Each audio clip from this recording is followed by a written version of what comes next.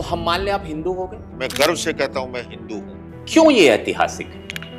तो पूज्य मोरारी बापू पधारे कार्यक्रम के बीच में कि मैं आपके इन वैश्विक कार्यों के लिए 9 दिन कथा करूंगा दिल्ली में। और मेरी नजर में वो कथा करते ही नहीं, कथा को जीते हैं। उन्होंने रामत्व को जिया है। भारत मंडपम में अभी तक ऐसा कोई कार्यक्रम नहीं हुआ, जैन मुनि के द्वारा इतिहास में ऐसा कोई अभी तक प्रसंग नहीं है कि राम कथा के वो आयोजक बने हो। हम राम की कल्पना करते हैं महाराज जी, तो हमें राम राज्य की कल्पना भी दिखती है। रामायण जैन रामायण भी है। भगवान श्री राम का जैन परंपरा में वो स्थान है जो आदिनाथ भगवान ऋषभ का प्रथम तीर्थंकर या 24वें तीर्थंकर भगवान महावीर का जो स्थान है। 300 किस्म की रामायणों का पता लगता है। जैन रामायण है वो क्या है और वो इस रामायण से कितनी अलग है? कोई बहुत ज्यादा अंतर मुझे देखने को नहीं मिलता है। तो मूलतः ये तो बाद में हमने महापुरुषों को बांट लिया कि सूर्य की रोशनी, चंद्रमा की शीतलता, नदियों का पानी, वृक्ष के फल, ये तो सबके लिए होते हैं। तो ये विश्व शांति केंद्र हेतु राम कथा कैसे जुड़ती है? कि मैं धर्म को अध्यात्म से जोड़ना चाहता हूँ, धर्म को समाज सेवा से भी जोड़ना चाहता हूँ। समाज में जो भी अभावग्रस्त है उनको शिक्षा कैसे मिले, चिकित्सा कैसे मिले, आजीविका के साधन कैसे मिले।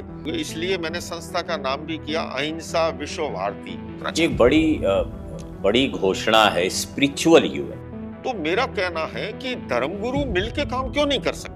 तो स्पिरिचुअल यूएन इन्हें साथ लाएगा। रशिया के कोई दूतावास के अधिकारी आए थे जी। और उन्होंने हिंदी में भाषण दिया। तो उन्होंने कहा भारत और रूस दोनों वसुधैव कुटुंबकम की भावना में यकीन रखते हैं। जी। तो ये भी एक पहल है। सनातन का अर्थ है जो सदा से चला आ रहा है, जो शाश्वत है।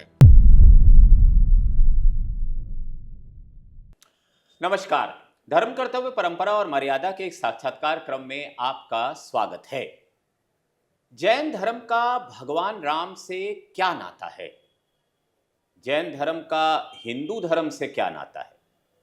ये वो सवाल हैं जो इस समय समाज में हैं, क्योंकि हाल ही में एक जैन गुरु ने, एक जैन मुनि ने दिल्ली के भारत मंडपम में एक राम कथा आयोजित की।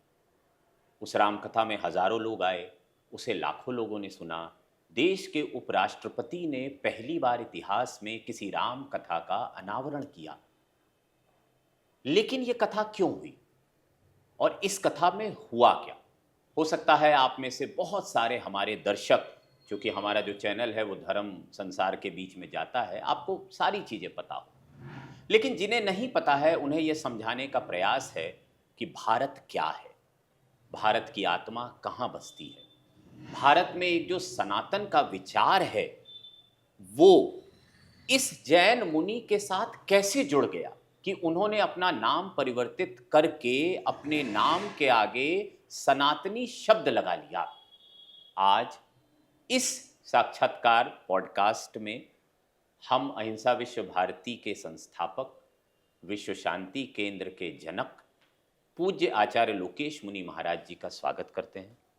महाराज जी, आपने समय दिया, आपकी बड़ी व्यस्तता रहती है, जो लोग आपसे जुड़े हैं वो देखते ही हैं। महाराज जी, अभी आपने एक राम कथा का आयोजन, उसके मनोरथी आप बने हैं। राम कथा भारत मंडपम में हुई। इतिहास में शायद ऐसी कोई राम कथा नहीं हुई, क्योंकि 9 दिनों तक वहाँ पे ये कथा पूज्य मुरारी बापू द्वारा गाई गई। जी, क्या हेतु था, कैसे इसकी योजना बनी, क्यों ये ऐतिहासिक है? जी भव्य जी, दरअसल विश्व शांति केंद्र का उद्घाटन समारोह था 2 मार्च 2025 को जी। और अहिंसा विश्व भारती संस्था ने भारत का पहला विश्व शांति केंद्र स्थापित किया गुरुग्राम में। और उसके उद्घाटन समारोह में पूज्य मोरारी बापू जी पधारे थे और उस कार्यक्रम में आर्ट ऑफ लिविंग के संस्थापक पूज्य श्री रविशंकर जी थे, भारत के पूर्व राष्ट्रपति थे, मुख्यमंत्री थे, अनेक स्टेटों से मुख्यमंत्री, उप मुख्यमंत्री, राज्यपाल आदि थे और विभिन्न धर्मों के धर्मगुरु भी थे। तो पूज्य मोरारी बापू पधारे कार्यक्रम के बीच में और जब उनको संबोधन देना था तो अचानक उन्होंने संबोधन के बीच में ही ये कहते हुए कि मैं आपके इन वैश्विक कार्यों के लिए 9 दिन कथा करूंगा दिल्ली में। और जब उन्होंने अचानक घोषणा की, हमने उस घोषणा को पूज्य मोरारी बापू जो कि विश्वविख्यात है, और मेरी नज़र में वो कथा करते ही नहीं, कथा को जीते हैं, उन्होंने रामत्व को जिया है।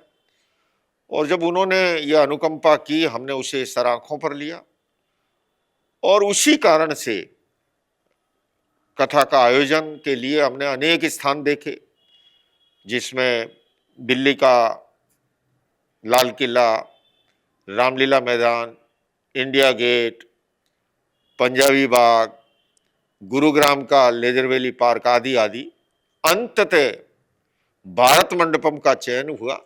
हालांकि वो थोड़ा कठिन था, क्योंकि भारत मंडपम में अभी तक ऐसा कोई कार्यक्रम नहीं हुआ कि जो लगातार 9-10 दिन तक एक ही संस्थान की ओर से बुकिंग हो और हॉल बुक किया जाए जी।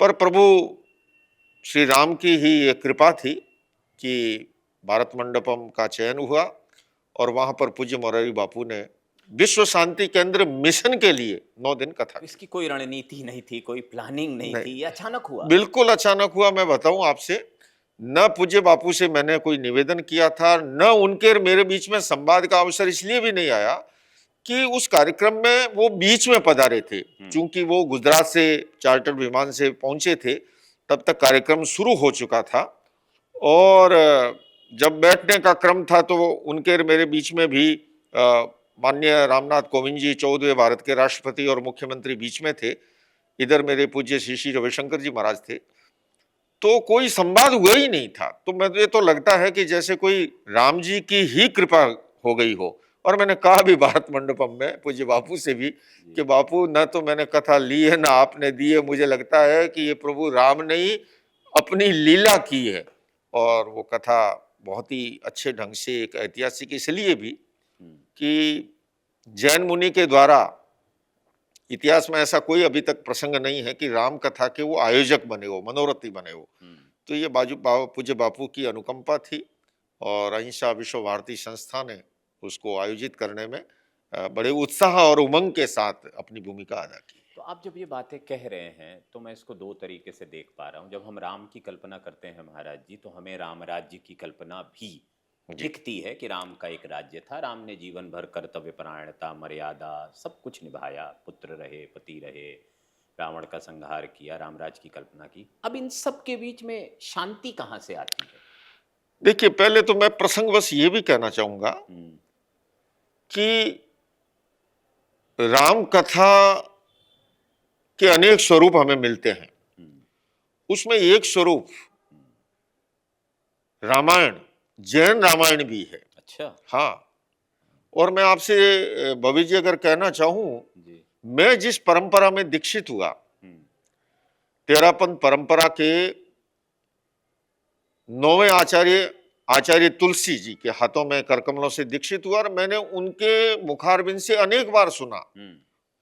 मेरे जो दादा गुरु थे आचार्य कालूगणी, 8वें आचार्य तुलसी, अनेक बार कहते थे, हमारे यहाँ 3 संतों का एक ग्रुप होता है, एक ग्रुप लीडर होता है उसमें, और 5 साधुओं का एक ग्रुप होता है, ग्रुप लीडर होते हैं।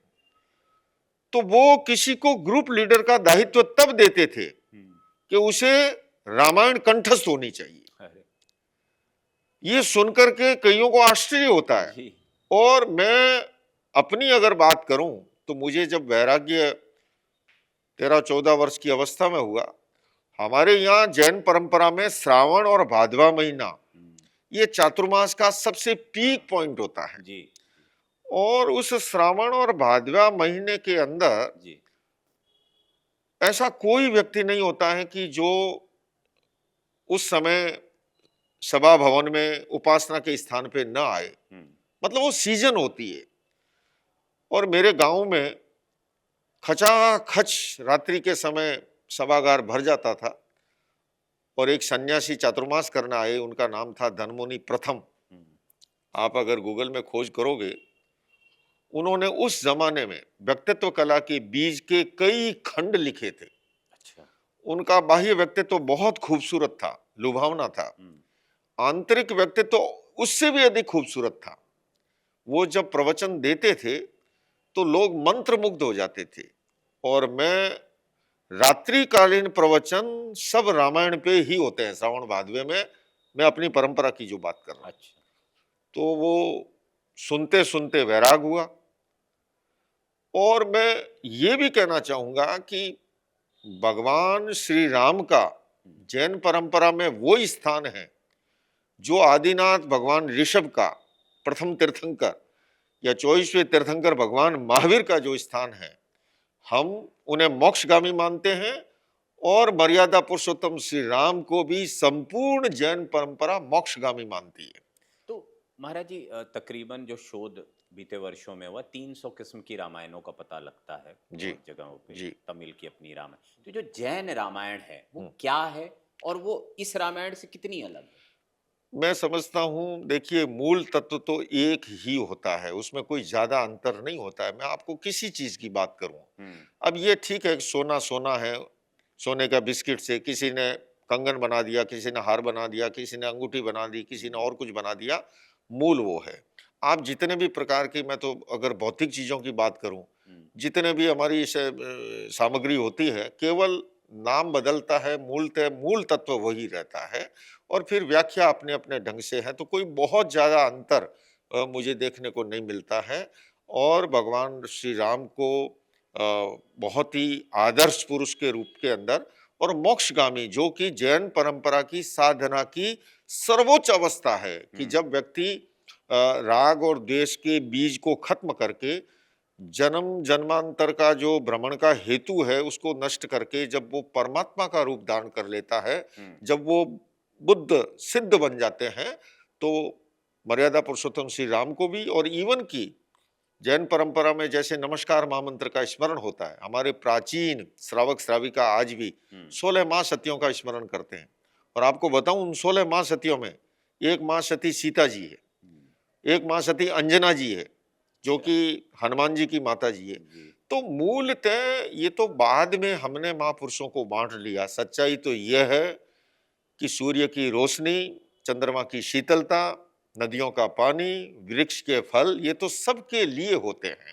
कालखंड के अंतर में हमने अपने अपने ढंग से बांट लिया। महावीर के समय में ऐसा नहीं था। मैं बताऊं आपको, वहां हरिकेश चंडाल को उन्होंने दीक्षित किया है। न तो कोई जातिवाद था, न सांप्रदायिकवाद था। उन्होंने दास कन्या चंदनबाला को अपने यहाँ दीक्षित किया और 36,000 शादियों का हेड बना दिया उन्होंने। तो ये मूल धर्म का जो स्वरूप है, उस स्वरूप के अंदर कोई अंतर नहीं है। तो आपने कहा विश्व शांति केंद्र के उद्घाटन में ये संयोग बना जी। ये जो विश्व शांति केंद्र है, इसके उद्देश्य क्या है जिसके हेतु राम कथा आयोजित हुई? राम कथा में बापू ने हालांकि उसे सनातन से जोड़ा, और एक ब्रेकिंग न्यूज़ है जो मैं आपको अभी तुरंत इस सवाल के बाद दूंगा, आप रुकिएगा। तो ये विश्व शांति केंद्र हेतु राम कथा कैसे जुड़ती है? ये देखिए, सबसे पहले मैंने अहिंसा विश्व भारती संस्था की जब स्थापना की, तो उसका उद्देश्य था कि मैं धर्म को अध्यात्म से जोड़ना चाहता हूँ। अच्छा। धर्म को समाज सेवा से भी जोड़ना चाहता हूँ जी। धर्म को सामाजिक कुरीतियों के निवारण का माध्यम भी बनाना चाहता था। और उसके साथ साथ समाज में जो भी अभावग्रस्त है उनको शिक्षा कैसे मिले, चिकित्सा कैसे मिले, आजीविका के साधन कैसे मिले, उसको मैं आधार बनाते हुए, इसलिए मैंने संस्था का नाम भी किया अहिंसा विश्व भारती। और मुझे कहते हुए भव्य जी इसकी सात्विक प्रसन्नता है कि मेरे इस कॉन्सेप्ट को लोगों ने समझा, और जैन भी और जैनेतर लोग भी मेरी इस संस्था के साथ समान भाव से जुड़े हैं और उसको आगे बढ़ाया है। जी। अहिंसा विश्व भारती का ये प्रकल्प जब मैं ये देखता हूं, मैं तत्काल की इन वर्षों की बात करूं, युद्ध चल रहे हैं, यूक्रेन और रशिया का चल रहा है, इतने लंबे कालखंड से चल रहा है, इजराइल फिलिस्तीन का विवाद चल रहा है, अन्य भी हम अपने आसपास नजर दौड़ाएं तो तरह तरह के विवाद हैं। मैं ये जानना चाहता हूं कि जो युद्ध के बाद में बातचीत की टेबल पे आते हैं, बर्बादी के बाद, आज आप देखिए पूरे विश्व की इकोनॉमी प्रभावित हो रही है, मासूम बच्चे मारे जा रहे हैं, महिलाएं असमय में विधवाएं हो रही है, और जब अंततः बातचीत की टेबल पे ही आना है तो भला बातचीत की टेबल पर बर्बादी से पहले क्यों नहीं आ सकते? तो मैंने एक परिकल्पना संजोई कि मैं ऐसा एक संस्थान खड़ा करूंगा जिसको मैं कह सकता हूं स्पिरिचुअल यूएन की तरह, अच्छा। कि कहीं पर भी कॉन्फ्लिक्ट हो, विवाद हो, संघर्ष हो, उसके निवारण के लिए वो भूमिका अदा करे। और मैं आपसे कहना चाहता हूं, बापू ने भी इसी विषय को बल दिया। उन्होंने कहा कहीं पर भी ऐसा संघर्ष हो, एक ऐसी, मुझे कहा कि मुनि जी एक ऐसी कमेटी बनाओ, वो कमेटी जाकर के बीच में बैठ जाए उस कॉन्फ्लिक्ट के निवारण के लिए, संघर्ष के निवारण के लिए। और हम आने वाले समय में पूरे विश्व के अंदर पीस एम्बेसडर खड़े करेंगे, पीस सोल्जर खड़े करेंगे, उनका चयन करेंगे, उनकी ट्रेनिंग करेंगे। और कहीं पर भी दुनिया में कॉन्फ्लिक्ट खड़ा होता है तो उसके निवारण के लिए आए समय रहते, जिसको हमारे राजस्थानी भाषा में कहते हैं, पानी आने से पहले पाल को बांधना। और मेरा सौभाग्य रहा है, मुझे विरासत में भगवान महावीर का अनेकांत दर्शन मिला है, और मैंने अपने छोटे से कालखंड में, जीवन में, उस अनेकांत दर्शन को कई अवसरों पर प्रायोगिक रूप में काम में लिया है। और ऐसी समस्याओं के निवारण में मैंने उसको माध्यम बनाया, और मैं सफल भी हुआ हूं। और मैं आशावान हूं कि मैं आने वाले समय में विश्व शांति केंद्र को स्पिरिचुअल यूएन की तरह खड़ा करके दुनिया में कहीं पर भी तनाव है, संघर्ष है, युद्ध है, हिंसा है, उसके निवारण में भूमिका अदा करने में मैं सहयोग करना ये चाहूँ। एक बड़ी घोषणा है, स्पिरिचुअल यूएन। जी क्योंकि हम आध्यात्मिक गुरुओं को पूरी दुनिया में मानव सेवा के कार्य करते देख रहे हैं, जी लेकिन हम उन्हें इकट्ठा होते नहीं देख रहे हैं। सच कहूँ तो चाहे शिक्षा का क्षेत्र हो, पर्यावरण का क्षेत्र हो, वृद्धाश्रम का कोई भी क्षेत्र हो ऐसा, तो ये परिकल्पना कैसे आकार लेगी? नहीं, मेरा बबे जी ये मानना है, हम देखते हैं, देखो अगर हम भारत की राजनीति की अगर आपसे बात करूं, आप और हम देख रहे हैं अभी हमारे एनडीए की सरकार है, जी। और कई दल मिल करके एक कॉमन मिनिमम प्रोग्राम बनाते हैं, और वो सरकार 5, 10, 15 साल तक चलती है। इससे पहले यूपीए की सरकार थी, उसमें भी ऐसा ही था। अनेक दल मिलकर के सरकार बनाई, कॉमन मिनिमम प्रोग्राम बना, और वो सरकार भी 5-10 वर्ष तक चली। तो मेरा कहना है कि धर्मगुरु मिलके काम क्यों नहीं कर सकते, जबकि हमारे सबके मूल लक्ष्य एक ही है। सभी सभी दुनिया में शांति चाहते हैं, अहिंसा चाहते हैं, प्रेम चाहते हैं, करुणा चाहते हैं, है ना, और पर्यावरण प्रदूषण का निवारण चाहते हैं, कन्या भ्रूण हत्या का निवारण चाहते हैं। तो स्पिरिचुअल यूएन इन्हें साथ लाएगा? बिल्कुल लाएगा, बिल्कुल लाएगा, और मैं इस दिशा में मैं सक्रिय हो चुका हूँ, और मुझे पूज्य मोरारी बापू सहित अनेक संतों का आशीर्वाद प्राप्त है। और हालांकि मैंने बहुत उनसे अनुनय विनय किया कि आप लीड कीजिए, मैं साथ रहूंगा। वो बोले नहीं, तुम इसमें हम सब साथ हैं, हम, और बल्कि मैं तो यही कहूँगा, हम साथ मिल करके, इसमें कोई मैं लीड नहीं कर रहा हूँ, हम सब साथ मिल करके, क्योंकि भारत ही वो भूमि है मेरी समझ में जिसने वसुधैव कुटुंबकम का संदेश दिया है, जिसने सर्वे भवन्तु सुखिनः सर्वे सन्तु निरामय का संदेश दिया है, जिसके पास विरासत में अहिंसा और अनेकांत दर्शन जैसा दर्शन है। तो वो विश्व में, और आज विश्व भारत की ओर आशा भरी निगाहों से देख रहा है। और मैं समझता हूँ हर क्षेत्र की हस्तियों को हम जोड़ेंगे, चाहे वो धर्मगुरु हैं, चाहे राजनीति के क्षेत्र हैं, शिक्षा, चिकित्सा, समाजशास्त्र, पर्यावरणविद, पूरी दुनिया की सक्षम हस्तियों को जोड़ करके एक ऐसा मंच तैयार खड़ा करेंगे कि जिससे कहीं पर भी संघर्ष हो उसके निवारण में भूमिका अदा अब करें। मुझे इस बात पे एक चीज याद आती है, जैसे आपके मंच पे रशिया के कोई दूतावास के अधिकारी जी आए थे जी जी और उन्होंने हिंदी में भाषण जी दिया। जी रशियन थे, हिंदी में, और उन्होंने कहा भारत और रूस दोनों वसुधैव कुटुंबकम की भावना में यकीन रखते जी हैं। जी तो ये भी एक पहल है, बड़ी पहल। नहीं, ये बड़ी बात थी। इस जी। माहौल में उन्होंने जिस तरह से खुला समर्थन किया, और उस बात को लोगों ने भी, देश और दुनिया में बड़ी प्रतिक्रिया हुई, इसकी वायरल हुआ वो, जी। केवल भारत भूमि पे नहीं, विश्व भर में वो उनका स्पीच वायरल हुई। और उन्होंने कहा कि वसुधैव कुटुंबकम की, और जो पीस की बात मुनि जी ने की है, विश्व शांति केंद्र कर रहा है, पूज्य बापू कर रहे हैं, अहिंसा विश्व भारती कर रही है, बोले इस पीस को हम, उन्होंने समर्थन दिया इस बात को। जी, ये हमने सुना उसे। जी जी महाराज जी, एक विरोधाभास है। एक शब्द है सनातन। जी इस कथा को भी मानस सनातन धर्म नाम से नाम जी। दिया गया था, बापू जी। ने जिस पे किया। ये शब्द आज पिछले कुछ वर्षों में बहुत लोकप्रिय हुआ है और इसे सीधे तौर पे हिंदू धर्म से जोड़ के देखा जाता है। अब जो ब्रेकिंग न्यूज है वो ये है कि महाराज जी ने मंच से ये घोषणा की कि उनके नाम के आगे सनातनी लगेगा, तो हम मान लें आप हिंदू हो गए? बबी जी, ऐसा है, अब ये दोनों बातों को मुझे स्पष्ट करना पड़ेगा। और मैं बल्कि गर्व और गौरव से कह रहा हूं, मीडिया के माध्यम से पूरी दुनिया को, मैं गर्व से कहता हूं मैं हिंदू हूं। ये बड़ी मैं घोषणा हिंदू है। कैसे हूं? जी। अरे हिंदू शब्द बड़ा व्यापक रहा है। आप सुप्रीम कोर्ट का फैसला देख लीजिए, आप राष्ट्रीय स्वयंसेवक संघ के सरसंघ चालक मोहन भागवत जी के अनेक बारों के बयान देख लीजिए। हम ये हिंदू शब्द जो है, और आपको और बताऊं प्रसंगवश, हिंदू शब्द का पूरी दुनिया के साहित्य में सबसे पहले कहीं अगर उल्लेख मिलता है, वो जैनों के चूर्णी साहित्य में मिलता है। अच्छा। जहां, जी हां, और मैं ये ऑथेंटिक कह रहा हूं मीडिया के सामने, पूरे विश्व के साहित्य में सबसे पहला हिंदू शब्द का प्रयोग अगर कहीं मिलता है तो जैनों के चूर्णी साहित्य में मिलता है, जहां आचार्य अपने शिष्य से कहते हैं, एहिम हिंदू देशम बच्चामो, आओ हम हिंदू देश की ओर चलें। और आपको बताऊं, मेरा जन्म राजस्थान के, पश्चिमी राजस्थान के बाड़मेर जिले में जिधर हुआ, आज भी वहां पर स को ह, सासू जी को हाउ जी कहते हैं, शाल को हाड़ कहते हैं, शीरा को हीरा कहते हैं, श का अपभ्रंश होकर के ह बना और सिंधु नदी के इधर रहने वाले हिंदू कहलाए। तो अगर इस शब्द को आप सांस्कृतिक, एक भौगोलिक, एक राष्ट्रवाचक लेते हो, मुझे कोई कठिनाई नहीं है अपने आप को गौरव से हिंदू कहने के लिए। हाँ, उसको अगर आप उस किसी दर्शन से जोड़ के संकीर्ण बनाते हो तो कईयों को कठिनाई हो सकती है। इसलिए सनातन शब्द भी आपको बताऊं, अब वैदिक सनातन संस्कृति कोई कह सकता है, श्रमण सनातन संस्कृति कोई कह सकता है। सनातन का अर्थ क्या है? सनातन का अर्थ है जो सदा से चला आ रहा है, जो शाश्वत है, जो त्रिकालिक है। और मैं फिर कहूंगा सनातन धर्म, सनातन धर्म, सनातन धर्म, धर्म क्या है? धर्म है अहिंसा, धर्म है करुणा, धर्म है क्षमा, धर्म है मैत्री, धर्म है सद्भावना, धर्म है प्रेम, धर्म है भाईचारा, बाकी सब पंथ है, मजहब है। धर्म बहुत व्यापक शब्द है।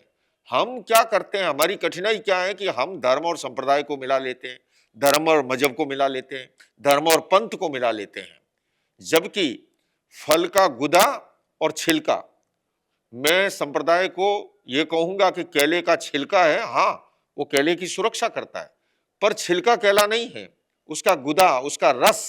तो ठीक उसी तरह से समझने की जरूरत है। और जैन धर्म, आगम में शब्द आया है अपष्टानुपूर्वितया, न पहले न पीछे, अनादि काल से चला आ रहा है।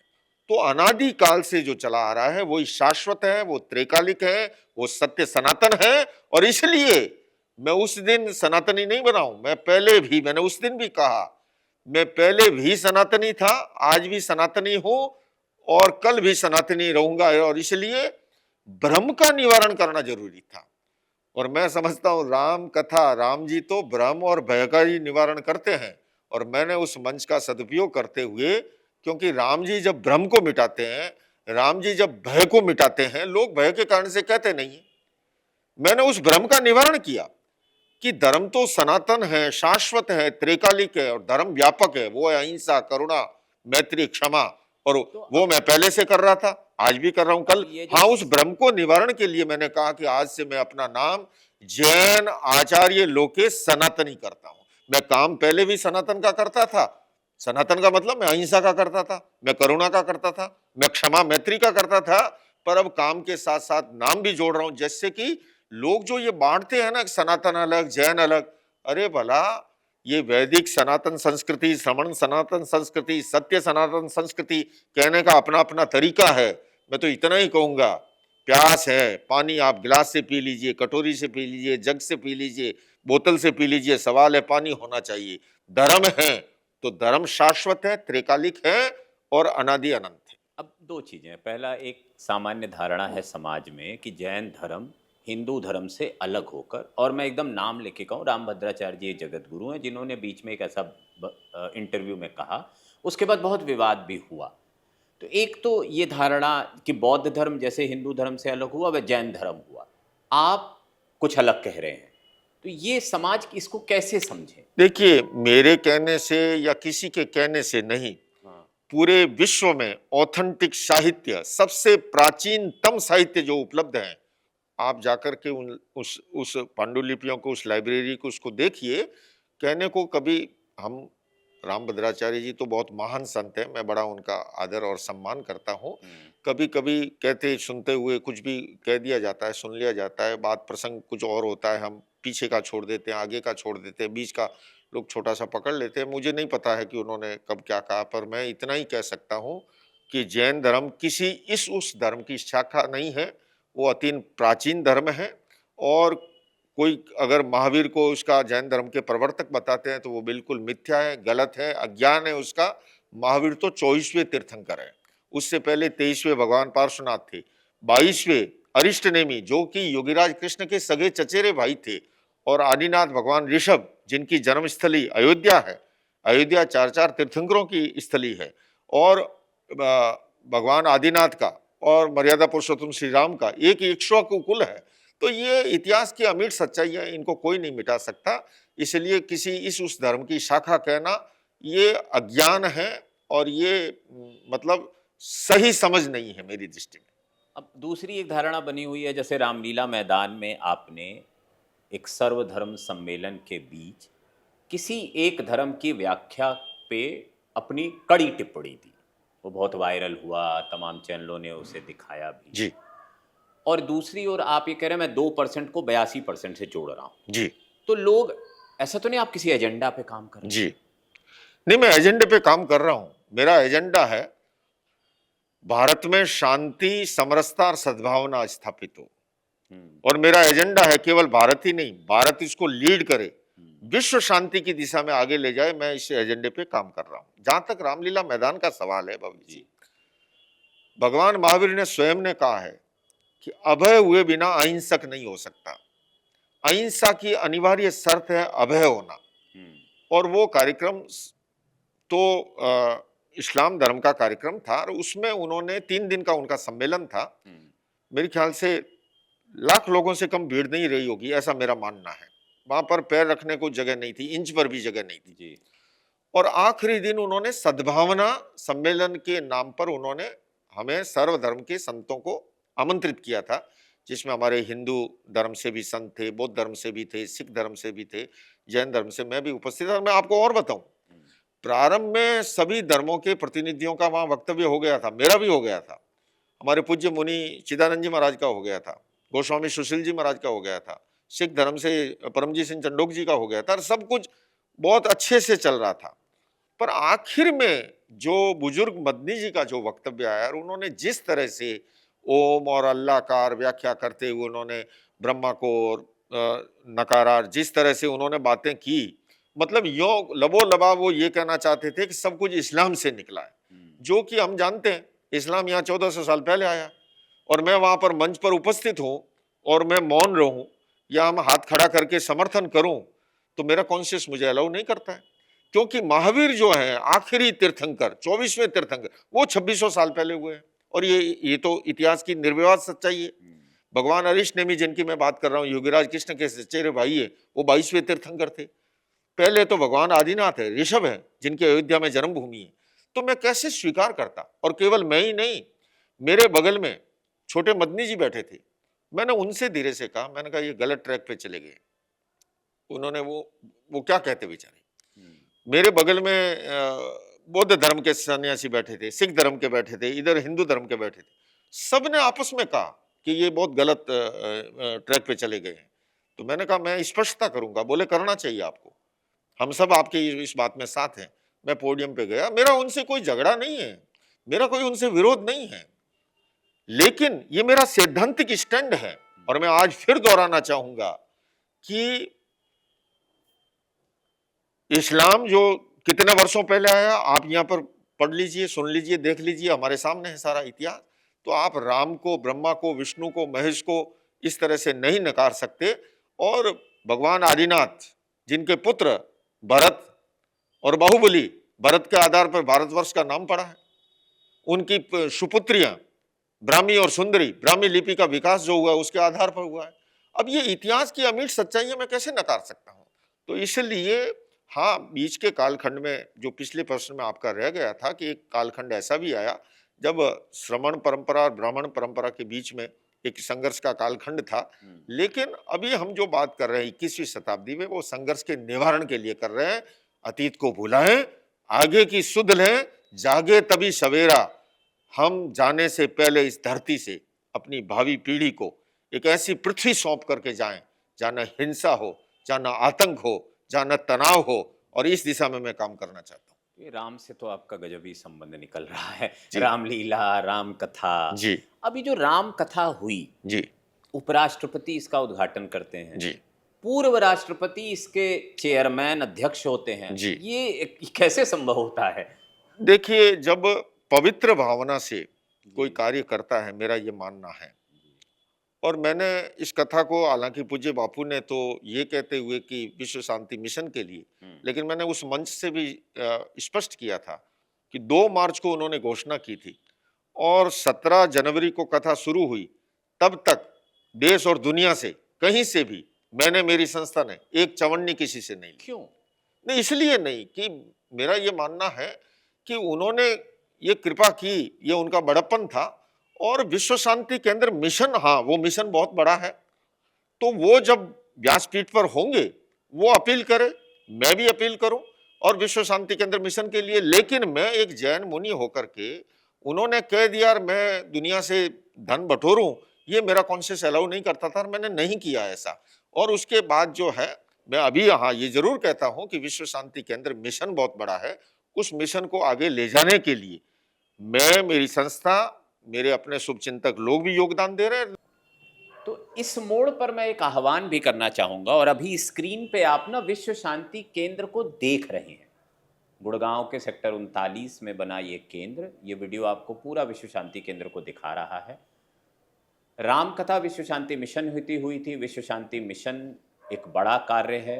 इस भवन का निर्माण भी इसी हेतु हुआ है, और राम कथा थी, इसलिए उस मंच से इस तरह की चीज़ें आह्वान करना शायद आचार्य जी को उचित ना लगा हो। लेकिन मैं जब उनके विचार सुन रहा हूँ स्पिरिचुअल यूएन को लेकर, पीस एम्बेसडर्स बनाने को लेकर, पीस सोल्जर्स बनाने को लेकर, दुनिया के विवाद खत्म करने को लेकर, और सभी धर्मगुरुओं को एक जगह लाने को लेकर, तो मुझे लगता है ऐसे उद्देश्य से सभी को जुड़ना चाहिए। अब महाराज जी, मैं फिर थोड़ा व्यवहारिक पे आऊँगा, ये होगा कैसे? आज रूस यूक्रेन के बीच अमेरिका पड़ के नहीं सुलझा पा रहा है। आज फिलिस्तीन इजराइल के बीच शांति हो गई है, लेकिन पुनर्निर्माण के लिए ट्रंप ने एक पूरी कमेटी बनाने का फैसला किया, लेकिन वो बन नहीं पा रही है। तो ऐसे में क्या धर्म गुरु कुछ कर पाएंगे? देखिए, मैं आशावान हूं, और इसलिए ये देखिए, अलग अलग लोगों के अलग अलग हित होते हैं। अब राष्ट्राध्यक्षों के, राष्ट्रों के अपने ये तो हो सकते हैं, उनको अस्त्र शस्त्रों का निर्माण करना है, उनको अस्त्र शस्त्र बेचने हैं। लेकिन मेरा अपना हित है, मैं शांति का पुजारी हूँ, मुझे शांति को स्थापित करना है। और ये है ना, दिए और तूफान की लड़ाई है, और ये हर युग में अच्छाई भी रही है, बुराई भी रही है, हिंसा भी रही है, अहिंसा भी रही है। मैं ये नहीं कहता कि सारी दुनिया को मैं बदल डालूंगा। मैं मर्यादा पुरुषोत्तम श्री राम नहीं हूँ, मैं भगवान महावीर नहीं हूँ, वो सूर्य थे, माँ सूर्य थे। पर मैं एक दिया बन करके, एक दीपक बन करके आखिरी क्षण तक इस दिए और तूफान की लड़ाई के अंदर मैं टिमटिमाता रहूंगा, और मैं अपनी भूमिका अदा करूंगा, और मैं सबको जोड़ करके, सबका सहयोग लेकर के। और मैं आपको बताऊं, खाली ये सैद्धांतिक नहीं, मेरा एक कार्यक्रम है peace education for children, peace education for youth, for women, for doctor, for engineer, for farmer. मेरा ये मानना है कि मॉडर्न एजुकेशन सिस्टम जितना भी है, वो केवल हमारे लेफ्ट हेमिस्फीयर को जगा रहा है, जो कि बुद्धि, गणित, तर्क के लिए रिस्पॉन्सिबल है। जबकि हमारा राइट हेमिस्फीयर, जो इंट्यूशन पावर के लिए, जो स्पिरिचुअल डेवलपमेंट के लिए रिस्पॉन्सिबल है, वो सोया पड़ा है। आज अपेक्षा इस बात की है, हमारी आधुनिक शिक्षा प्रणाली शारीरिक शिक्षा पे ध्यान दे रही है, बौद्धिक शिक्षा पे ध्यान दे रही है, किंतु उसके साथ साथ mental development and emotional development, मानसिक विकास और भावात्मक विकास, वो आवश्यक है। और ये मैं एक सन्यासी होने के नाते नहीं कह रहा हूं, यूनेस्को का संविधान भी कहता है कि युद्ध मैदान में बाद में लड़ा जाता है, पहले मस्तिष्क में उत्पन्न होता है। हमारे इसी मस्तिष्क में एनिमल ब्रेन भी है, जहां पर 5 विकृतियां जन्म लेती है। तो हमारे इसी मस्तिष्क में नियोकॉर्टेक्स परत भी है, जहां पर मानवीय और दैविक वृत्तियां जन्म लेती है। तो ये जो और ये मैं नहीं कह रहा हूँ हाँ, बॉबी नहीं मैं बिल्कुल जी, आपकी मेडिकल बात साइंस जी वो कहता है कि अगर स्टूडेंट का सिंपैथेटिक नर्वस सिस्टम ज्यादा हाँ सक्रिय है या पैरासिम्पैथिक नर्वस सिस्टम, या तो वो हीन भावना में चला जाएगा, दब्बू रह जाएगा, या इतना आक्रामक बन जाएगा। आप देख रहे हो अमेरिका में आए दिन गन वायलेंस की प्रॉब्लम है। लेकिन एक और दूसरा पक्ष है विश्व का महाराज जी, जहां जेनजी जी नेपाल में सत्ता बदल देता है, जी अफ्रीका के 3 देशों में सत्ता बदलने, मेडागास्कर से लेकर तमाम जगहों पे। अब ये जो जेनजी है, ये चार्ज्ड है महाराज जी। जी इसे बहुत लोग समझ नहीं पा रहे हैं। मैं तो कहूँगा बहुत सारे धार्मिक संगठन भी जेनजी नहीं समझ पा रहे हैं कि उनको लगता है ये मोबाइल पे दिन समय व्यतीत करता है, इंस्टाग्राम करता है, परंतु ये क्रांतियां कर दे रहे हैं। बिल्कुल। देखिए, ऊर्जा ऊर्जा है। जी ऊर्जा को अगर आप नंगा तार है छुओगे, वो करंट मारेगा, जानलेवा साबित हो जाएगा। पर वही ऊर्जा के माध्यम से अभी आपके इस ब्रॉडकास्ट को देश और दुनिया देख रही है। उस ऊर्जा का सदुपयोग कैसे करें, मैं यही कहना चाह रहा था कि एजुकेशन सिस्टम में प्राइमरी एजुकेशन से ही, मेरी अमेरिकी राष्ट्रपति जो बाइडेन से जब चर्चा हुई, मैंने उनसे कहा, वहां की बड़ी प्रॉब्लम थी गन वायलेंस। मैंने उनसे कहा कि गन तो एक इंस्ट्रूमेंट है, असली प्रॉब्लम है वो है मानव मस्तिष्क की। जी तो जब तक आप पीस एजुकेशन जैसे कार्यक्रमों को इंट्रोड्यूस नहीं करेंगे, और वो भी प्राथमिक शिक्षा से, प्राइमरी एजुकेशन से, तब तक बदलाव नहीं हो सकता। तो बदलाव के लिए हमें प्राइमरी एजुकेशन से पीस एजुकेशन जैसे कार्यक्रमों को इंट्रोड्यूस करना होगा, तभी जाकर के हिंसा और आतंक की समस्या का समाधान हो सकता। हमारे यहाँ प्राचीन जो गुरुकुल प्रणाली थी वो क्या थी, आपने भी कथा सुनी होगी, सत्यम वद धर्मम चर क्रोधम मा कुरु। युधिष्ठिर और द्रोणाचार्य जी का प्रसंग है। पाठ याद कराया, अगले दिन पूछा, सभी विद्यार्थियों ने तपाक से पाठ छोटा सा था दोहरा दिया। एक विद्यार्थी बोला मुझे याद नहीं हुआ। दूसरे दिन पूछा, याद नहीं हुआ, थोड़ा उन्हें डांटा गया, कैसे याद नहीं हुआ। तीसरे दिन क्या याद नहीं हुआ, लापा पड़ गया, वो जमाना अलग था। वो कहते हैं मुझे पाठ याद हो गया। बोले ये क्या बदतमीजी। बोले गुरुदेव आपने ही तो कहा था कि शिक्षा वो शिक्षा जीवन में उतर जाए। मुझे अभी तक गुस्सा आता था, आज चांटा पड़ा, जब गुस्सा नहीं आया तो मैं कह सकता हूँ मुझे पाठ याद हो गया। तो ये मेरा ये कहना है। मैंने अमेरिकी राष्ट्रपति बिल क्लिंटन से मेरी जब इंडिया में भेंट हुई, मैंने उनसे कहा कि देखिए नॉन वायलेंस पे आप कॉन्फ्रेंस करते हैं, पीस पे। मैंने कहा मेरे हिंदुस्तान में तो एक एक सन्यासी लाखों की भीड़ जुटाता है। आदमी केवल उपदेश से नहीं बदलता है, आदमी केवल सिद्धांत से नहीं बदलता है, थ्योरेटिकल उससे आपको जानकारी हो सकती है। अभी हम करोल बाग मेट्रो स्टेशन पे बैठे हैं कि भैया यहाँ से गुड़गांव 30 किलोमीटर दूर है, ये सैद्धांतिक जानकारी हुई। पर गुड़गांव पहुंचने के लिए उस दिशा में कदमों को गतिमान करना होगा। तो बदलाव जो आता है वो प्रयोग से आता है। और मैं आपको बताऊं, मैं प्रयोग करवाता हूं। किसी को गुस्सा अधिक आता है, मैं डीप ब्रीथिंग के साथ कलर मेडिटेशन का प्रयोग कराता हूं। मेरे पास हजारों ऐसे उदाहरण हैं गुस्से के कारण से जिनके घर परिवार नरक बन रहे थे, उनके जीवन में बदलाव आया। नशे के लिए कान के आसपास प्रयोग कराता हूं। किसी को तनाव है फिजिकली, मेंटली, इमोशनली, मैं कायोस्तर का प्रयोग कराता हूँ, रिलैक्सेशन का। बदलाव जो आता है भव्य जी, वो प्रयोग से आता है। उपदेश सिद्धांत से हमें जानकारी हो सकती है, लेकिन बदलाव के लिए प्रयोग जरूरी है। अब बदलाव की आप बात कर रहे हैं, मैं धर्मों को थोड़ा करीब से देखता हूँ महाराज जी। क्या इन सारे अभियान में जैन धर्म आपके साथ है? और जब मैं ये कहता हूँ, क्योंकि बहुत सारे संप्रदाय नहीं कहूँगा, अंदर खांचे हैं, हर धर्म में है जी, तो कितना आप उसको अपने साथ लेकर चल पा रहे हैं? देखिए, मुझे निर्विवाद रूप से ये स्वीकार करने में कोई संकोच नहीं। मैं जैन धर्म को भी स्पष्ट करूंगा कि हमारे जैन धर्म में दो मुख्य शाखाएं, एक दिगंबर और एक श्वेतांबर। दिगंबर का अर्थ है दिशा ही जिसका अंबर है, या दिग नाम है आकाश का, आकाश ही जिसका वस्त्र है, यानी कि जो वस्त्र विहीन रहते हैं वो दिगंबर परंपरा है। दूसरी है श्वेतांबर। आप मुझे देख रहे हैं, श्वेत वस्त्र धारण किए हूं। इसमें हमारी 3 शाखाएं। सबसे पहले एक मूर्ति पूजक, जिसे मंदिर मार्गी भी कहते हैं, संवेगी भी कहते हैं, जो मूर्ति पूजक। दूसरा है स्थानकवासी परंपरा, और तीसरे है तेरापंथ परंपरा, जहां पर मैं दीक्षित हुआ। श्वेतांबरों में 3 शाखाएं हो गई, मूर्ति पूजक, स्थानकवासी और तेरापंथ। और दिगंबर और श्वेतांबर ये 2 मूलतः हैं। अब इसके अंदर मैं ये तो नहीं कहूंगा, पर मुझे कहते हुए ये सात्विक प्रसन्नता है। मैंने अहिंसा विश्व भारती की जब स्थापना की, मैंने कॉमन नाम लिया। मैं चाहता था इसको लोकेश विश्व भारती कर सकता था, मैंने नहीं किया। मैं विश्व शांति केंद्र का नाम अपने नाम पर या कुछ भी दे सकता था, मैंने नाम ही लिया विश्व शांति केंद्र। मेरा शुरू से दे रहा है कि मैं जो उदारवादी लोग हैं, जो समन्वयवादी लोग हैं, जो दुनिया में कुछ करने की ललक लिए हुए लोग हैं, उन सबको जोड़ूं। और मुझे कहते हुए सात्विक प्रसन्नता है कि अहिंसा विश्व भारती में भी और विश्व शांति केंद्र में भी जैनों का भी मुझे भरपूर सहयोग मिला है। जैनों का सबसे शक्तिशाली संगठन है जीतो, उसका भी भरपूर सहयोग मिला है इंडिविजुअल रूप से। और उसके साथ साथ जो जैनेतर हैं उनका भी मुझे उतना ही सहयोग मिला। और मुझे विधिवत ये कहने में कोई संकोच नहीं कि विश्व शांति केंद्र के निर्माण में लगभग 25% से अधिक पैसा जैनेतर समाज से भी लगा है। तो ये मुझे गर्व है इस बात का कि मैं ऐसे लोगों को जोड़ पाया हूं, जिसमें तेरापंथ का भी योगदान है, स्थानकवासी का भी है, मूर्ति पूजक का भी है, दिगंबर का भी है और जैनेतर का भी है, और सभी समाज। वो फॉर्मूला भी समझाइए जरा सबको जी। कि सारे धर्मगुरु आपको प्रेम क्यों करते हैं। नहीं, देखिए, प्रेम मैं इतना ही कहूंगा कि नहीं, हम श्री श्री रविशंकर जी को देखते हैं, बागेश्वर जी को देखते हैं, गोविंद देव गिरी जी को देखते हैं, रामदेव जी को देखते हैं, और इस राम कथा के पहले मेरे ख्याल से आपने देश के सारे संतों, तो ये क्या फॉर्मूला है, सबको जानना है ये। नहीं, मुझे देखिए फॉर्मूला सिंपल सा है। मैं एक प्रसंग बताऊं जी। मेरे गुरुजी, मेरे दीक्षा गुरु आचार्य तुलसी की सभा में एक विदेशी बैठा था और वो आचार्य तुलसी हिंदी में भाषण दे रहे थे और वो विदेशी बड़ा गर्दन भी हिला रहा था, मुस्कुरा भी रहा था, यूं लग रहा था कि जैसे वो हर वाक्य समझता। तो प्रेम की एक अलग भाषा होती है, मैं आपसे कहूंगा, और वो भाषा होठों से नहीं निकलती है, वो हृदय से निकलती है।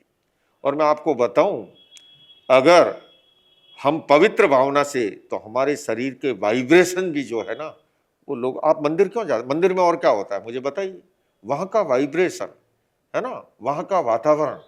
तो अगर आप निखालिस बिना किसी स्वार्थ के जब काम करते हैं तो सभी जुड़ते भी है, प्यार। और मुझे तो आशीर्वाद मिला है, प्यार ही नहीं, उन सबकी ऐसी स्नेह वर्षा होती है। मैं कभी कभी सोचता हूँ कि मैं उसका पात्र हूँ कि नहीं, मुझे नहीं पता, पर उनकी इतनी असीम कृपा सबकी, दलाई लामा जी से लेकर श्री श्री रविशंकर जी हो, बाबा रामदेव जी हो, है ना, गोविंद देव गिरी जी महाराज हो, या जितने भी हमारे अवधेशानंद गिरी जी, जितने भी हैं महान, शंकराचार्य, जगत गुरु, आचार्य, महामंडलेश्वर, सबका स्नेह, और हिंदू, सिख, बौद्ध, मुस्लिम, इस्लाम, सभी धर्मों के। और मैंने अभी भी कहा था कि रामलीला मैदान में भी मेरा कोई व्यक्तिगत झगड़ा नहीं था, पर मैं हाँ ये अवश्य कहूँगा कि आप निखालिस भावना से कीजिए, निस्वार्थ भावना से। और प्रसंगवश मैं आज ये भी स्पष्ट करना चाहूँगा, मैं चाहे कितना ही संपर्क लिए बैठा हूँ, मेरी संस्था ने आज दिन तक दुनिया की किसी गवर्नमेंट से 2 पैसे की ऐड नहीं ली है।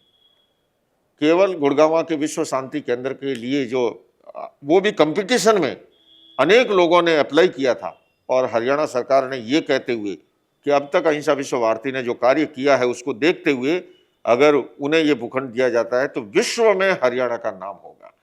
तो जब पवित्र भावना से हम कोई कार्य करते हैं तो सभी जुड़ते हैं। और दूसरे में नियम है, जितना आप सम्मान दूसरों को दोगे वो सतगुणित होकर के हमारी ओर लौटता है। क्रिया की प्रतिक्रिया होती है, ध्वनि की प्रतिध्वनि होती है, हिंसा की भी प्रतिहिंसा होती है। और अगर आप अहिंसा, करुणा, कंपेशन, शांति और सद्भावना, तो वो भी सद्गुणित होकर के हमारी ओर लौटती है, और ऐसा ही हुआ है। अब जैसे हम आपके कुछ वीडियो सिख धर्म के देखते हैं जो बड़े वायरल हैं जी, तो ये क्या नाता है सिख धर्म का जैन धर्म से या आपसे, जो आप? देखिए, मैं फिर से कहूँगा कि प्राचीन समय में मूल्यों को जीने वाले और मूल्यों पे मर मिटने वाले लोग होते थे। अब आप ये सुनकर के रोमांचित हो जाएंगे कि सिख परंपरा के जब साहिबजादों के दाह संस्कार का प्रसंग था, और उस समय मुगल आतंक ने एक ऐसी शर्त रखी कि दाह संस्कार के लिए जगह चाहिए तो सोने की मोहरें से जगह खरीद सकते हो। उस समय एक टोडरमल जैन नाम की शख्सियत आगे आई और उन्होंने मोहरें बिछानी शुरू की। तो मुगल आतंक ने और अधिक लोभ से ग्रसित होकर के कहा कि नहीं, मोहरें ऐसे नहीं, खड़ी मोहरें बिछानी पड़ेगी। और मैं आपको बताना चाहूंगा कि आज भी दुनिया की सबसे महंगी रजिस्ट्री अगर कोई है तो वो साहिबजादों के दाह संस्कार के लिए जो टोडरमल जैन ने खड़ी मोहरें सोने की खड़ी करके खरीदी थी, उससे महंगी जगह न तो आज न्यूयॉर्क में है, न लंदन में है, न मुंबई और अहमदाबाद में है। ये जैन का और सिख धर्म का रिश्ता। मैं आपको दूसरा प्रसंग बताऊं, सिखों का सबसे बड़ा अकाल तख्त के बाद दूसरा है पटना साहिब जी। आज पटना साहिब गुरुद्वारा जहां पर है, हम्म, वहां पर जैनी के घर में गुरुदेव का अवतरण हुआ, कालांतर में घर डोनेट हुआ और आज वहां पर पटना साहिब तख्त खड़ा है।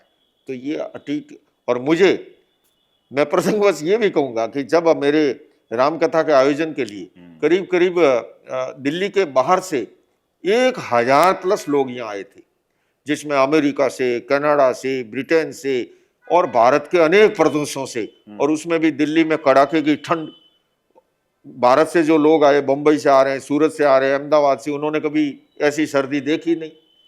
तो मैंने अपने सिख समाज के लोगों से जब उन्हें ये पता लगा, उन्होंने आगे आकर के मेरे लिए खोल दिया। उन्होंने गुरुद्वारा शीशगंज, गुरुद्वारा बंगला साहिब, गुरुद्वारा रकाबगंज, और मैं आपको बताऊं भव्य जी, 5 स्टार 4 स्टार की तरह वहां के रूम और इतने किफायती दर पर उन्होंने दिए। तो आप जब कोई पवित्र भावना से कार्य करते हो तो सामने वाला स्वतः जो है वो 4 गुना होकर के कार्य करता है। 9 दिन की रामकथा हुई जी, विश्व शांति मिशन का हेतु था, आप मनोरथी थे जी। 9 दिन में, 9 दिन के बाद जब आप शांति से शायद बैठ पाए हों या बैठे हों, तो आपको क्या परिवर्तन महसूस हुआ?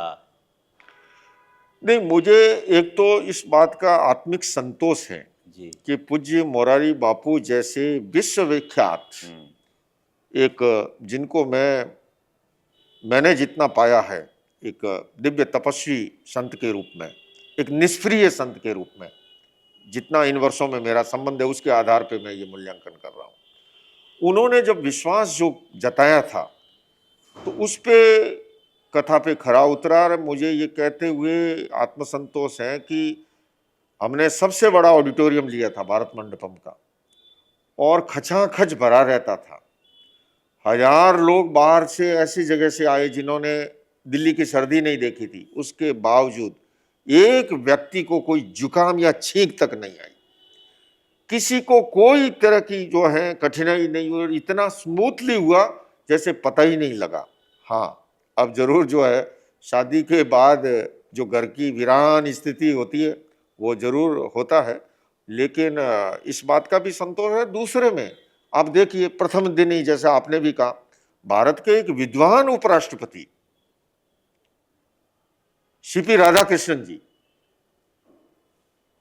भारत के पूर्व राष्ट्रपति, वो उपस्थित थे। किसी दिन दिल्ली की मुख्यमंत्री आ रही है, कभी विधानसभा अध्यक्ष आ रहे हैं, कभी जो है बागेश्वर बाबा आ रहे हैं, कभी जो है हमारे रजत शर्मा जी आ रहे हैं, कभी गोविंद देव गिरी जी महाराज पधार रहे हैं, कभी सर्वधर्म के संत पधार रहे हैं, कभी रशिया के अम्बेसडर वगैरह वगैरह। तो एक से एक इस तरह के कार्यक्रम होते गए, और इससे देश और दुनिया में शांति का संदेश गया, समरसता का संदेश गया, सद्भावना का संदेश गया।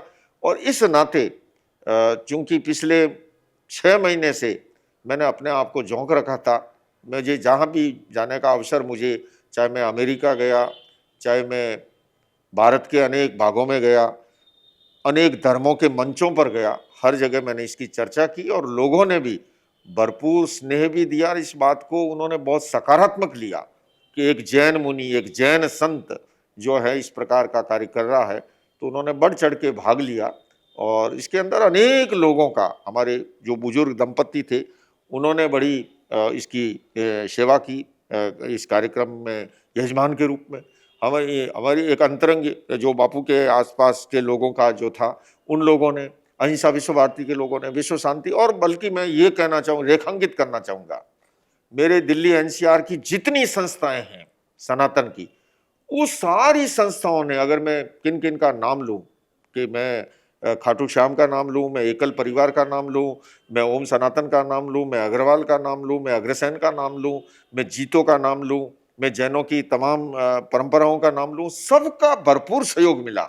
और इवन कि जिस दिन सर्वधर्म संसद वहाँ पर जुटी, सभी धर्मों के रहनुमा वहाँ पर आए, और हर किसी ने इसको तो बहुत ही सकारात्मक संदेश गया है, और मैं समझता हूँ इसके दूरगामी परिणाम होंगे। अब एक पत्रकारीय सवाल जी, इतना पैसा क्यों खर्च करना है?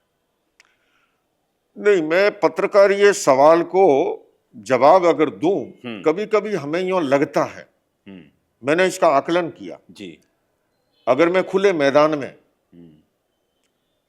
और वाटरप्रूफ टेंट के साथ इस कथा का आयोजन करता। हम्म, मैंने समीक्षा की है भवी जी इसकी जी, पूरी। मेरे ख्याल से इससे कम खर्चा नहीं होता, नंबर 1। हाँ, उसके बावजूद इन्हीं दिनों में बसंत पंचमी के दिन भरपूर यहाँ बारिश हुई थी। उस बारिश में क्या होता, उस आंधी तूफान में क्या होता। भारत मंडपम में हर 10-20 कदम पर अदर फैसिलिटी थी लोगों को सर्दी की मौसम के अंदर। हम्म, पार्किंग की कोई असुविधा नहीं थी। तो कई बार हमें लगता है, हम्म, पर जमीनी धरातल पर जाकर के हमें समीक्षा करें। और मुझे सहयोग मिला गवर्नमेंट का भी। मैंने सुन रखा था कि वहाँ पर मुझे नहीं पता उनके लिए कठिनाई ना हो, क्योंकि और भी फिर लोग डिमांड करेंगे। वहाँ कुछ पैनल थे 5 स्टार होटल के, वहीं से भोजन आ सकता है, जी, पर हमें वहाँ प्रसाद की अनुमति मिली। तो हर तरह से मुझे नहीं लगता है कि बहुत खर्चा। और कभी कभार है ना, ये दूर बैठे लोग ऐसे ही उसकी अपने ढंग से व्याख्या करते हैं। हम देखते हैं एक एक शादी पर कितने भोंडा प्रदर्शन होता है, कितना खर्च हो जाता है। और दूसरे में ये तो हिमशिखा की तरह है। देखिए, लोग लोग कहते हैं, जैसे राम मंदिर के लिए कहते थे कि वहां अस्पताल हो सकता है, वहां स्कूल हो सकता है, जी, कथा के लिए भी बोल डालते हैं। पर मैं एक बात कहना चाहूंगा, आंख का ऑपरेशन कहीं भी हो सकता है ना, आंख का इलाज हो सकता है, पर दृष्टि प्रदान करना, ये विचार क्रांति जो है, ये अपने आप में विचार ही काल की परिपक्वता के साथ संस्कार में परिणित होता है। और राम कथा तो 9 दिन की थी, राम कथा नहीं, उसका एक पृष्ठ नहीं, उसका एक वाक्य नहीं, उसका एक सेंटेंस जीवन की धारा को बदलने का सामर्थ्य रखता है। कब किसको जो है वो बात अंदर तक पहुंच जाए और जीवन में मैं आपके सामने बैठा हूं, जी, रामायण सुनते सुनते मैं वैरागी हुआ। और आपको बताऊं, मैं जब अपने 6 भाइयों में सबसे छोटा था, 2 बहनों में हाँ, मैं अपनी माँ का बड़ा लाडला था, है ना। और मुझे 10 साल लग गए अपने पेरेंट्स से अनुमति प्राप्त करने के लिए, क्योंकि अपने कलेजी की कोर को निकाल के देना कोई नहीं चाहता है, जी, अपने दिल के जिगर के टुकड़े को। तो ऐसे के अंदर राम कथा कितना परिवर्तन कर सकती है, उसका एक उदाहरण मैं हूं। अगर मैंने राम कथा नहीं सुनी होती तो शायद मैं आज आपके सामने नहीं होता और आप मेरा ब्रॉडकास्ट नहीं लेते। महाराज जी, आप धर्म को बहुत करीब से देख रहे हैं और आज के युवाओं में एक बेचैनी है, उनमें धर्म का भाव जग रहा है और वो एक अलग तरह का धर्म करते हैं। भजन जैमिंग हो रही है कई जगहों पे, बहुत सारे लोग कुछ संतों को बहुत सुन रहे हैं। तो ये जो धर्म अभी का है, इसमें क्या कोई चुनौतियां हैं, और अगर हैं तो उनका समाधान क्या है? देखिए, पहली बात तो आपने युवाओं की बात की। जी, ये वर्ग जो है बड़ा महत्वपूर्ण है किसी भी समाज और देश के लिए। और मेरी दृष्टि में युवाओं का वही स्थान है जो हमारे शरीर में स्पाइनल कॉर्ड का है, रीढ़ की हड्डी का है, मेरुदंड का है। अगर रीढ़ की हड्डी खराब हो जाए तो सारा शरीर लड़खड़ा जाता है। युवाओं का वो स्थान समाज में है।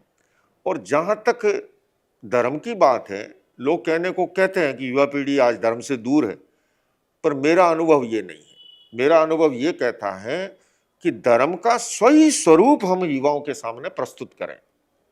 वो धर्म जो हमारी आदतों को बदले, वो धर्म जो हमारे स्वभाव को बदले, वो धर्म जो हमारी चेतना को परिष्कृत करे, अगर वो धर्म हम प्रस्तुत करते हैं। आज भी मैं जब शिविर लगाता हूं प्रायोगिक, सर्वाधिक संख्या युवाओं की होती है। युवा केवल आप किससे कहानियां सुनाएं, जो पिछले वर्ष सुनाया था वही इसले वर्ष, वही अगले वर्ष। तो आजकल तो भैया गूगल नहीं, अब तो ये जीपीटी और कितने कितने टूल्स आ गए हैं, पूरी दुनिया का ज्ञान विज्ञान हमारे सामने है। तो जीवन में जो परिवर्तन लाए वो प्रयोग धर्म की आज भी युवा नजदीक है। और मैं इसके माध्यम से देश और दुनिया के धर्म गुरुओं को विनम्र निवेदन करना चाहता हूं, आइए हम प्रयोग धर्म को आगे बढ़ाएं।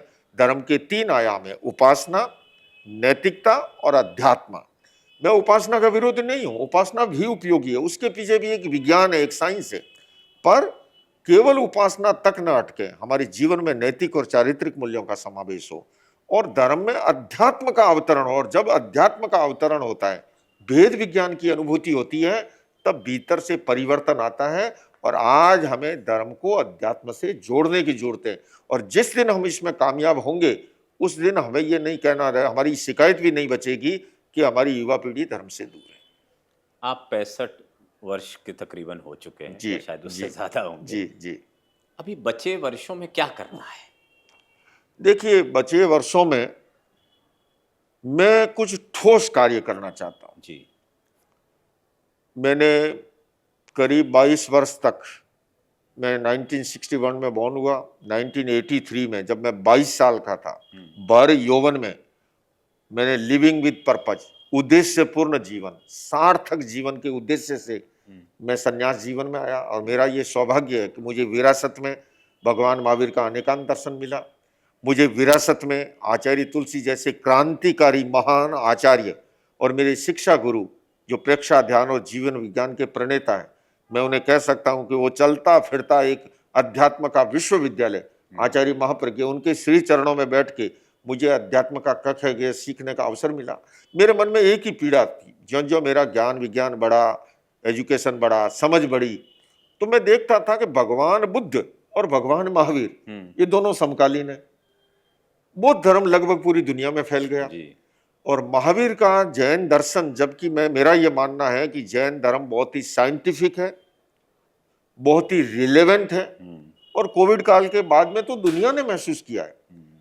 आज जैन जीवन शैली, मेडिकल साइंस का अब कहता है कि सोने से 3 घंटे पहले भोजन कर लेना चाहिए। हमारे यहाँ ये सूर्यास्त से पहले भोजन की परंपरा सदियों से रही है। आजकल शाकाहार पे बल देते हैं, अब तो शाकाहार ही नहीं, उससे आगे वीगन का एक बड़ा कॉन्सेप्ट चल पड़ा है। हमारे यहाँ पर हजारों वर्षों पूर्व से वीगन का वर्जन का क्रम रहा है, शाकाहार का रहा है। तो ऐसा अनेक अनेक ऐसी बातें हैं, साइंटिफिक बातें हैं, लेकिन मुझे पीड़ा होती थी। मैं देखता था कि जैन धर्म एक सीमित दायरे में रह गया और उस पीड़ा से मैंने 2005 में वाहन विहार एक्सेप्ट किया, जो कि हमारी जैन परंपरा में मेरे से भी पहले आचार्य सुशील मुनि जी महाराज और गुरुदेव चित्र भानु जी ने वो क्रम किया। और आज अमेरिका जैसे देश में 72 जैन सेंटर है, उसमें उन लोगों की तपस्या, उसके बाद में बंधु त्रिपुटी आए, हमारे आचार्य चंदना जी जैसे आए, और आज तो हमारे काफ़ी हम साधु साध्वी समन समणी ऐसे हैं जो इस क्रम को आगे बढ़ाते हैं। लेकिन मैं इतना ही कहूँगा कि दुनिया भर में प्रचार करते हुए अब मैं विश्व शांति केंद्र के माध्यम से पूरे विश्व में कैसे शांति, सद्भावना, अहिंसा का क्रम हो और एक तरह से व्यक्तित्व निर्माण का जो कारखाना लगाया है मैंने, विश्व शांति केंद्र, वो एक अच्छे इंसान का निर्माण कैसे हो, एक अच्छे आदमी का निर्माण कैसे हो। आज डॉक्टर बन रहे हैं, इंजीनियर बन रहे हैं, वकील बन रहे हैं एजुकेशन प्रणाली से निकल कर, किंतु अच्छे इंसान का निर्माण कैसे हो, उस दिशा में हम कार्य करेंगे। दुनिया में शांति सद्भावना के लिए कार्य करेंगे और सभी धर्मों को, सारी सनातन की शक्तियों को, सबको जोड़ करके, एकजुट करके, क्योंकि मैं फिर से दोहराऊंगा कि भारत ही विश्व शांति की दिशा में लीड कर सकता है और आने वाले समय में आप और हम सब मिलकर के उस मुकाम तक इसको लेकर के जाए। एक आखिरी सवाल मेरा, इतिहास लिखा जाएगा जी, जब इतिहास लिखा जाएगा तो आपकी कोई कल्पना है कि आपको किस तरह याद रखा जाएगा? नहीं, इतिहास में देखिए, मैं अपने छोटे से जीवन में मुझे अनेक पुरस्कार मिले हैं। भारत सरकार ने मुझे राष्ट्रीय सांप्रदायिक सद्भाव पुरस्कार से नवाजा है, अमेरिकन प्रेसिडेंशियल अवार्ड, एक पहला भारतीय सन्यासी हूं अकेला। तो संत जो है सम्मान और तिरस्कार से परे होता है, मेरा ये मानना है। और कार्य करें, इतिहास याद करेगा नहीं करेगा, किस रूप में करेगा, ये गौण विषय है, लेकिन हम वो काम करें जो सपने हैं। इस दुनिया, ये धरती हिंसा और तनाव मुक्त कैसे हो, ये धरती। वर्षों पूर्व मेरा एक कार्यक्रम था अटलांटिक सिटी में, अहिंसा विश्व भारती संस्था द्वारा आयोजित, योग ऋषि स्वामी रामदेव जी पधारे थे, बहुत वर्षों पहले की बात है। मैं भी था। हाँ, आप भी थे। उस मंच से मैंने कहा था कि कल 100 वर्ष आ जाए, मैं मेंटली प्रिपेयर हूं, मुझे कोई रजोगम नहीं है। मैंने अब तक जो भव्य जी जीवन जिया है और मैं फुल्ली सेटिस्फाइड हूं। मैंने जो वाहन विहार परंपरा एक्सेप्ट की, लोग प्रश्न करते हैं, मैं उससे बिल्कुल संतुष्ट हूं कि मेरा सही समय में सही निर्णय था। और आज मैं ये जरूर चाहता हूं कि मैं इस दुनिया से जाने से पहले कुछ अभावग्रस्तों के लिए, कुछ अनाथों के लिए, शोषितों के लिए, पीड़ितों के लिए, विकलांगों के लिए, कुछ ऐसे लोगों के लिए मैं कुछ कर गुजर जाऊं, ये तमन्ना जरूर पाले हुए हूं। और इसीलिए मैंने एक दिन अपने जन्मदिन के अवसर पर एक पर्ची, जब कोविड काल था, मैंने आह्वान किया था, मनाएंगे नहीं, पर समारोह नहीं मनाएंगे। मैंने प्रातःकाल उठ के ध्यान किया, स्वाध्याय किया, आत्मावलोकन किया, और मैं अपना अगर देखता हूँ तो एक शरीरधारी प्राणी को जितनी आवश्यकताएं होती है परमात्मा ने भरपूर मुझे दे रखा है।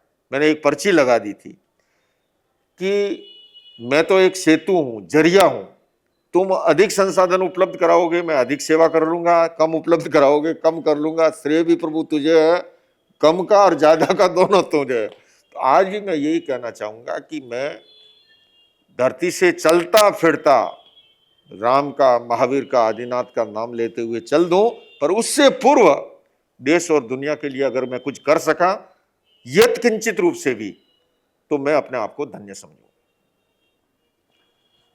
एक साधु का निर्णय कुछ करने का, क्योंकि जो साधु का संकल्प होता है वो प्रकृति से बहुत जुड़ा होता है। हमने अपने आसपास के इतिहास में कई ऐसे संतों को देखा है कि उन्होंने जो ठाना है वो किया है। गुड़गांव का ये केंद्र, विश्व शांति केंद्र, भी एक संकल्प का नतीजा है। उस हेतु जो राम कथा हुई वो भी एक संकल्प था। राम कथा पूर्ण हो चुकी है, महाराज जी ने बहुत सारे निर्णय लिए हैं। स्पिरिचुअल यूएन जो एक ऐसा कॉन्सेप्ट है जो मुझे भी बहुत ज़्यादा उत्साहित करता है कि हम संतों को साथ ला पाएँ और विश्व की जितनी समस्याएं हैं उन पे कार्य कर सकें। सुलझे ना सुलझे वो एक अलग बात है। इस साक्षात्कार में महाराज जी से ये समझने की कोशिश थी, क्योंकि उनके जो संकल्प हैं वो बड़े हैं, पूरे विश्व को प्रभावित करने वाले हैं। ऐसे में उनके द्वारा जो कदम उठाए जा रहे हैं वो जहाँ तक पहुँचेंगे उनसे समाज को जो प्राप्त होगा वो भला ही होगा। आपने इस साक्षात्कार देखा, आपका बहुत आभार। हम कोशिश करेंगे कि हम जल्द से जल्द और संतों के साथ इस साक्षात्कार क्रम को बढ़ाते रहें। महाराज जी के लिए कोई भी प्रश्न हो, उनसे जुड़ने के लिए उनकी वेबसाइट है, हम नीचे उसको कमेंट में डाल देते हैं। आप उनसे सीधे जुड़ सकते हैं। विश्व शांति केंद्र मिशन से जुड़िए। कोई आह्वान महाराज जी अगर? जी नहीं, मैं आने वाले दिनों में बहुत जल्दी आपको सूचना भी मिलेगी।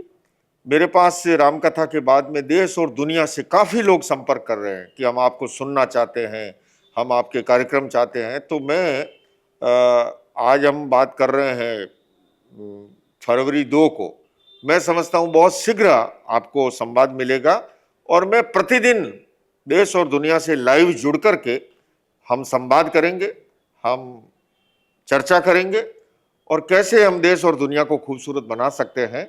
आपके सुझाव भी आमंत्रित करूंगा और आने वाले दिनों में मैं प्रतिदिन आप सबसे जुड़ करके आपसे संवाद करूंगा।